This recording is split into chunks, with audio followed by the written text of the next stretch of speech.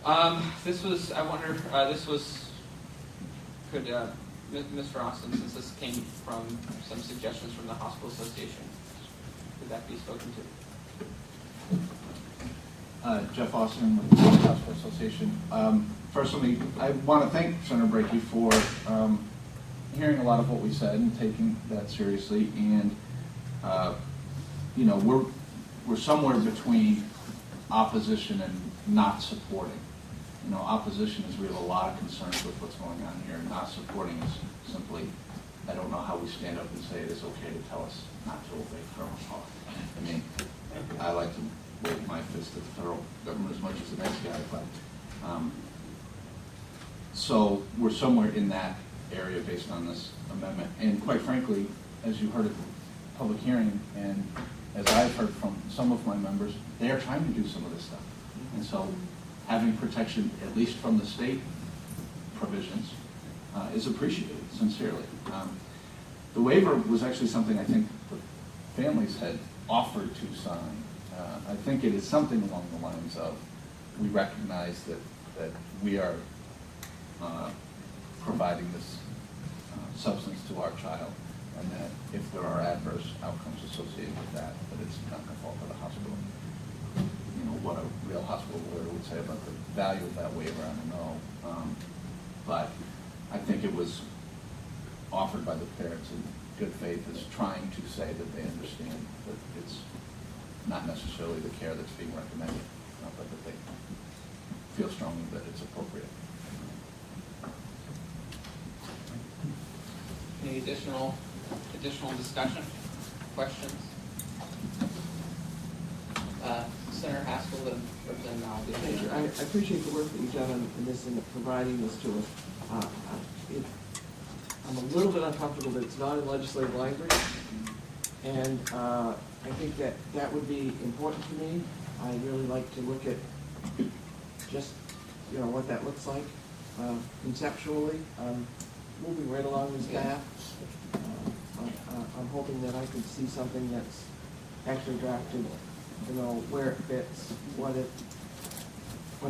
it might apply to, where it goes, those unintended kind of consequences of this. So I guess there's two ways we could do that. We could vote on it and do it in language review when our wonderful analyst has the opportunity to draft up that legislative language. Or if, I mean, we've got so many things in front of us. I mean, my preference would be to proceed in that way. And if there are objections at language review to the way things drafted, we could deal with it, change it then. Or we could wait until it's drafted for an event. But those are two options. But Representative Mallory had his hand up. Actually, Senator Haskell addressed the issues of money. Okay. Representative Gattini? Yeah,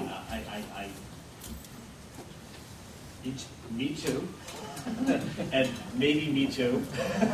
I mean, again, maybe talk about this for 3 more minutes. I don't want to corner caucus, but I might be comfortable moving forward, you know, with this understanding that I think the language review on this issue is going to have to be done very, very carefully, as it always is, you know, with our bills. I would be interested also maybe kind of so we've been talking about the immunity. Yeah, the legal immunity. You know, what do you think about in terms of is it immunity from the state as a regulator coming in and taking action? Is it immunity from, you know, how broad?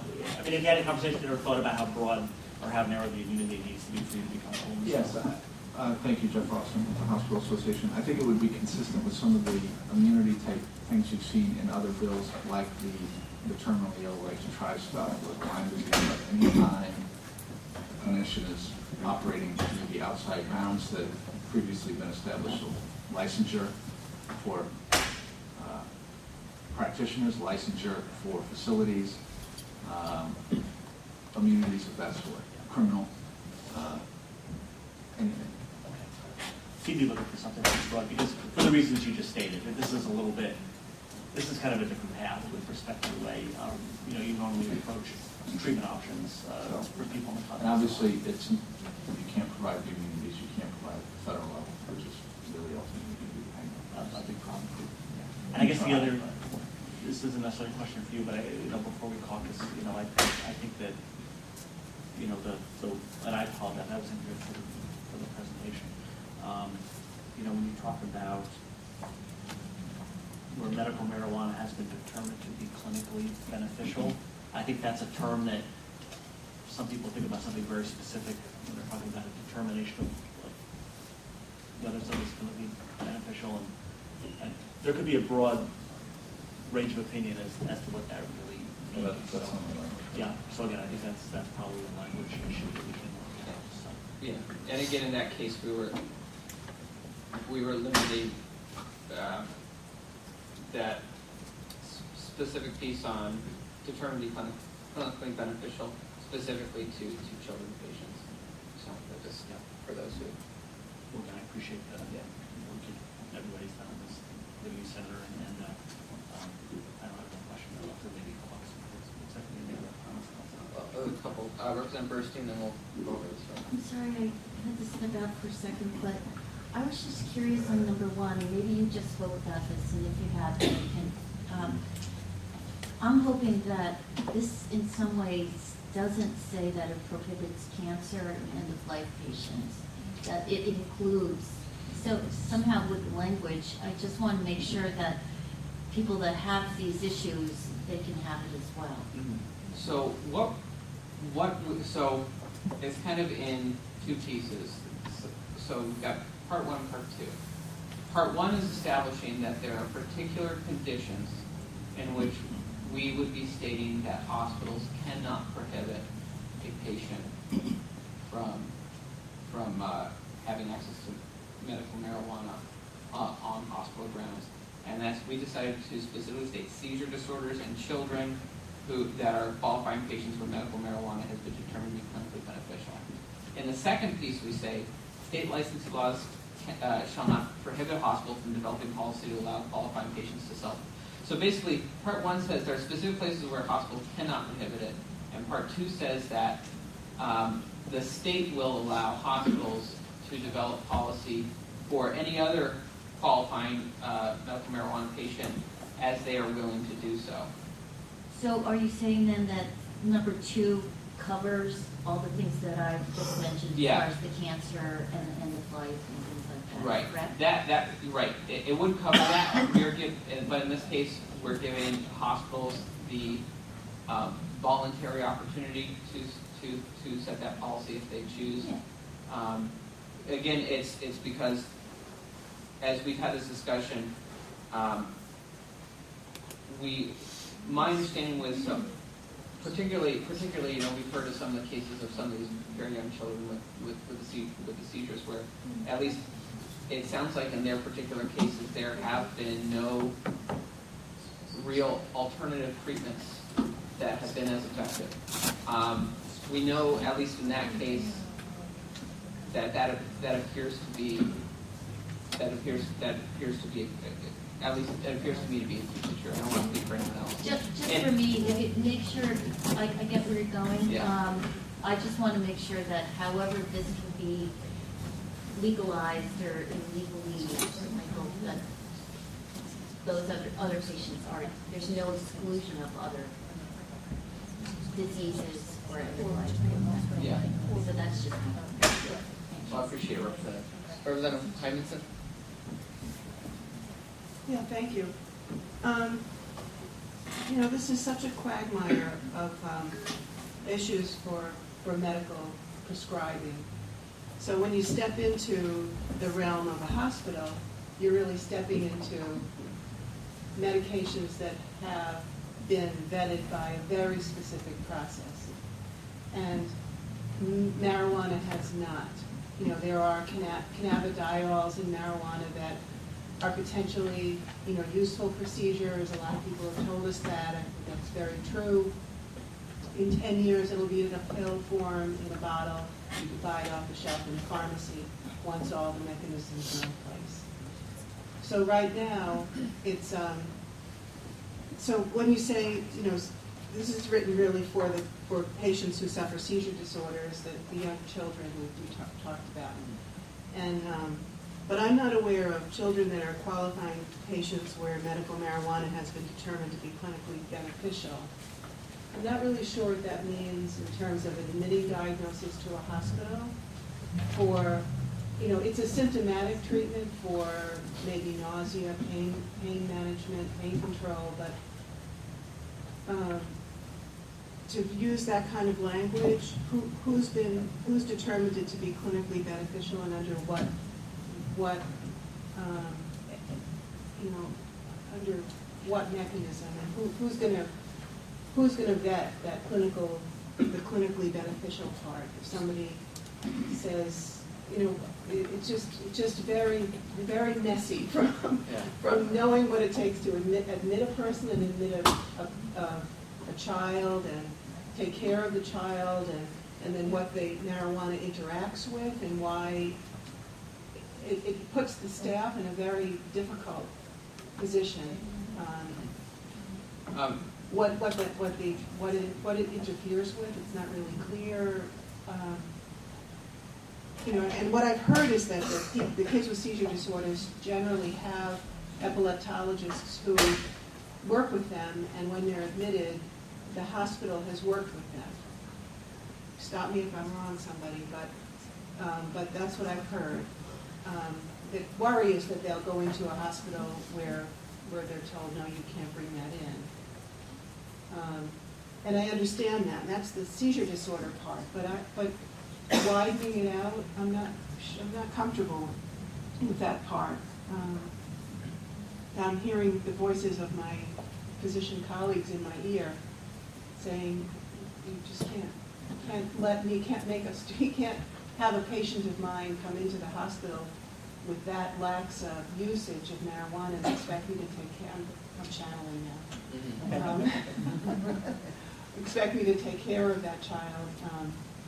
I might not. I might not.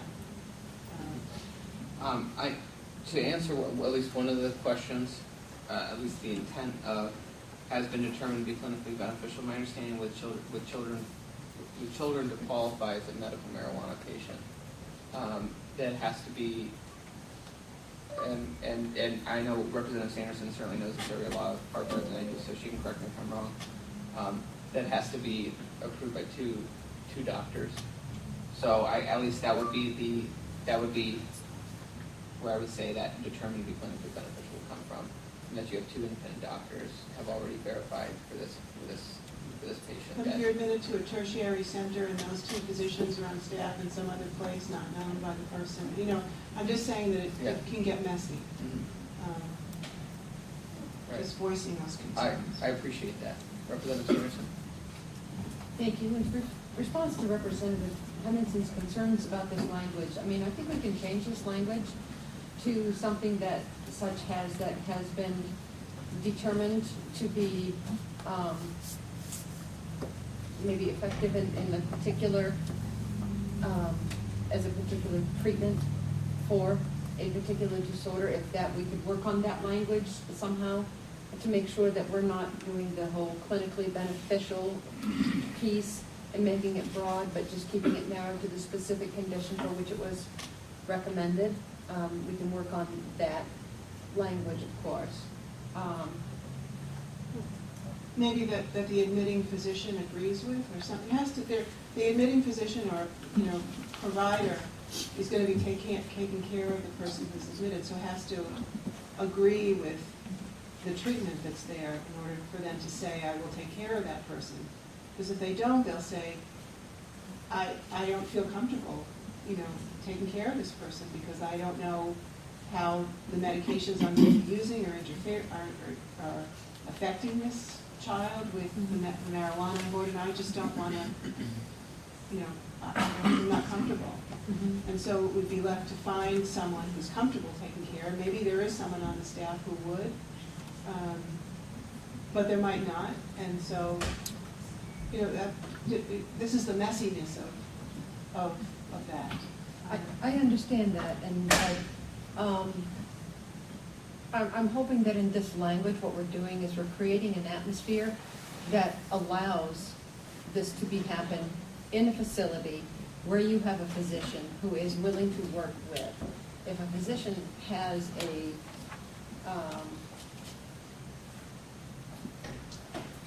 each of these children are going to have a two-physician recommendation or consultation between two physicians before they are certified to be a qualifying patient for the condition which they're being qualified for. That in itself is a tremendous safeguard, and oftentimes that will help bolster and benefit the actual need to use this form of treatment to control, such as their epileptic seizures. In the which is- outpatient world, yes. In but the not outpatient- Not in an acute illness where there's another level of medications being added, and But- a whole different, milieu. We're not talking about the same But milieu. I understand, but if you have a child who's suffering from a seizure disorder and is being hospitalized because of that seizure disorder, to remove that medication for which is working better than any pharmaceutical medication, to take that away is No, I- detrimental and again, to the health and the well-being of that child. I completely And so I understand feel that. that needs to be one of those pieces that's absolutely important and absolutely one of those areas where we just can't back off on that. Yeah. And though I do understand the messiness of what you're talking about, but we have to think about the welfare of the Well, the child. seizure part, I understand. I'm sorry to make this conversation. I don't mean to cut me off. But I think It's not the before I right have it, forum. But the seizure part, I completely understand.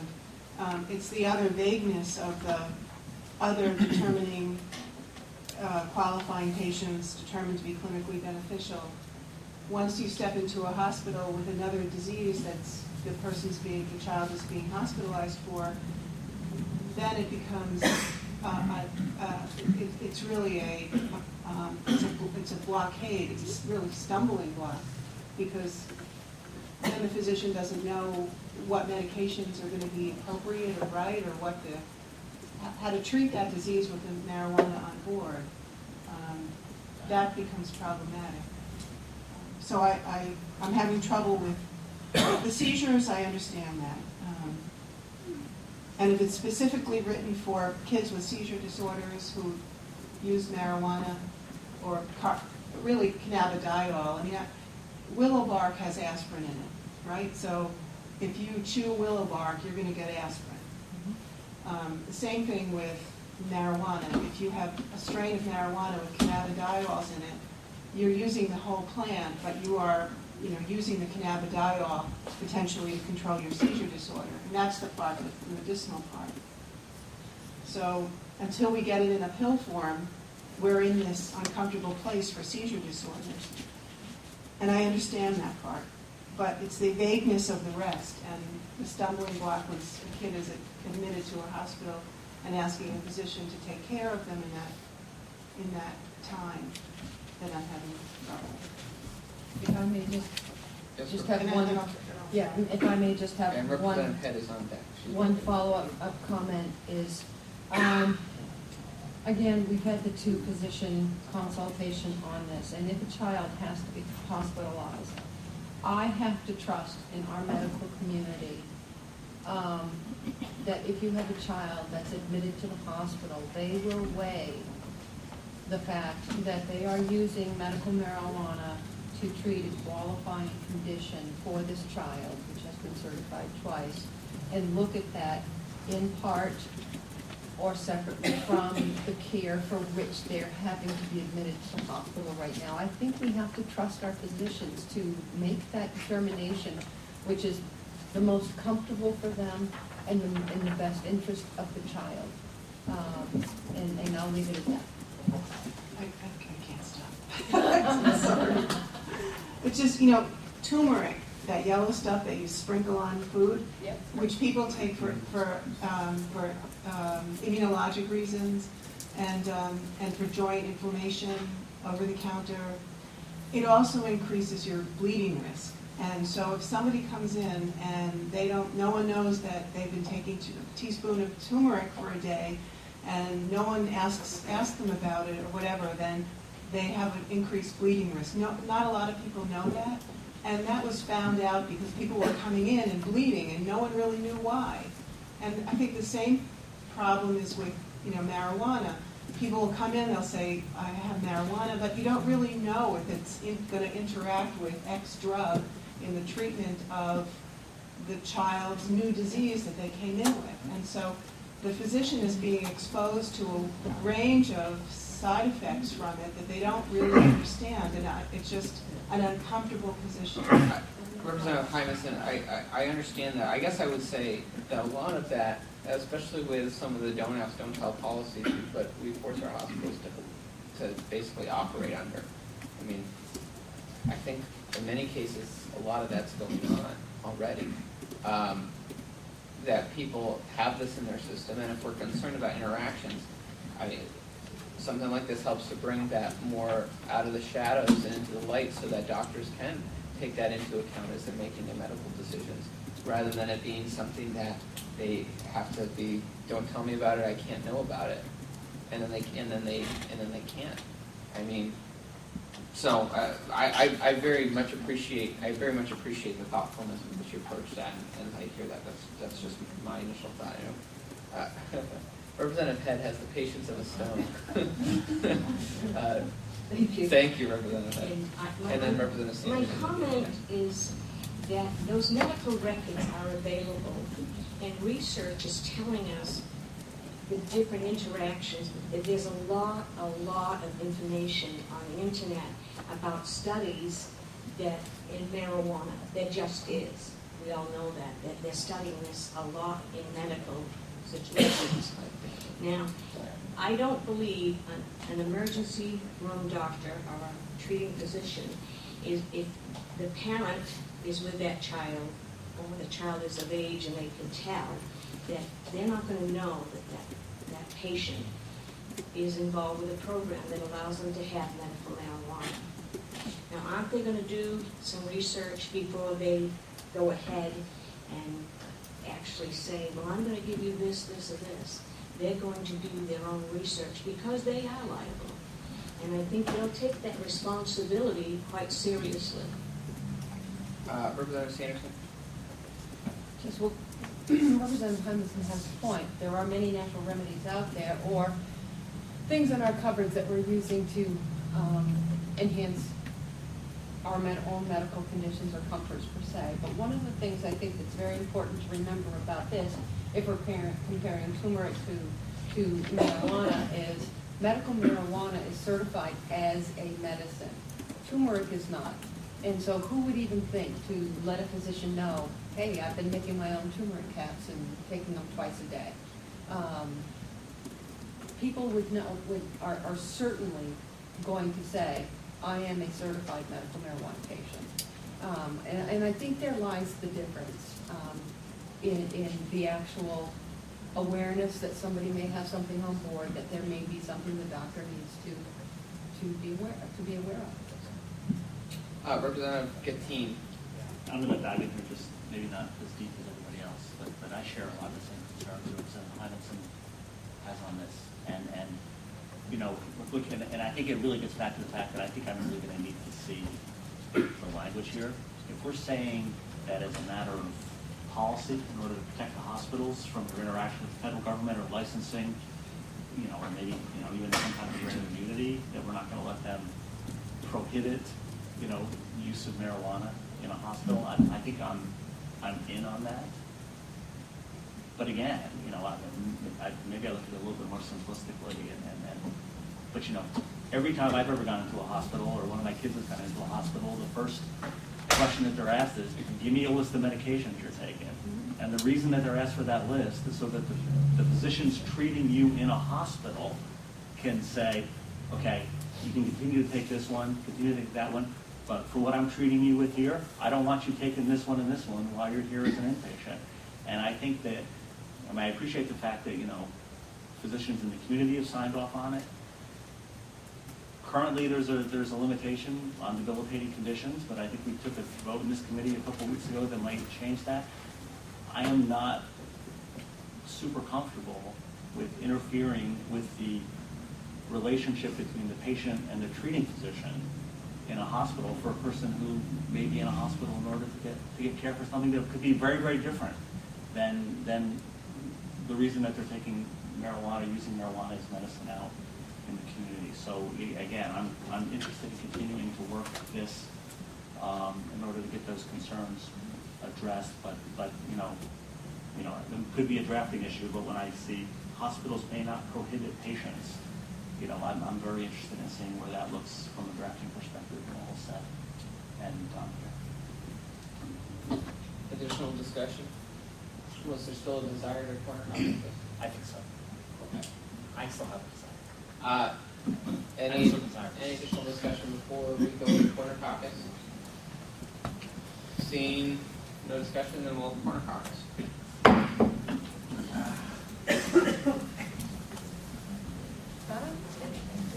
No.